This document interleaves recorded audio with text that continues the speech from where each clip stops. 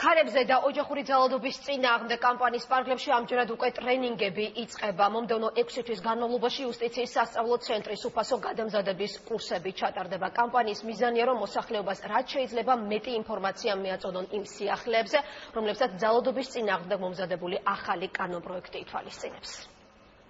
შემაკავებელი ორდერის სასამართლოს მიერ დამტკიცება აღარ იქნება საჭირო, იგი ძალში შევა მაშინვე, როდესაც პოლიციის ოფიცერი მას გასცემს.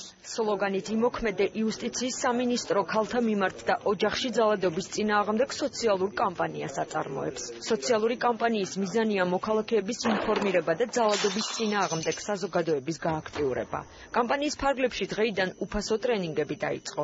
ტრენინგების შედეგად მოქალაქეებს ინფორმაცია ექნებათ თუ რას ითვალისწინებს კანონმდებლობა, მათი უფლებების დასაცავად და რა სერვისებს თავაზობს სახელმწიფო ძალადობის მსხვერპლებს.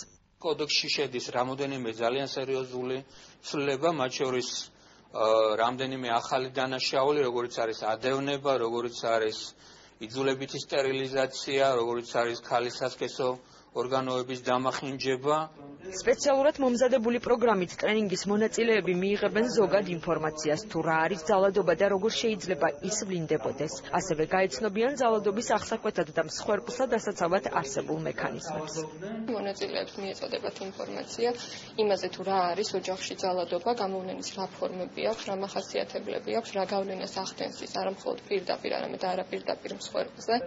უფასო ტრენინგებზე მონაწილეობა ნებისმიერ დაინტერესებულ პირს შეუძლია, რომელიც ვებგვერდზე რეგისტრაციას გაივლის. მომდევნო 6 თვის განმავლობაში ტრენინგების 75 ჯგუფისთვის ჩატარდება.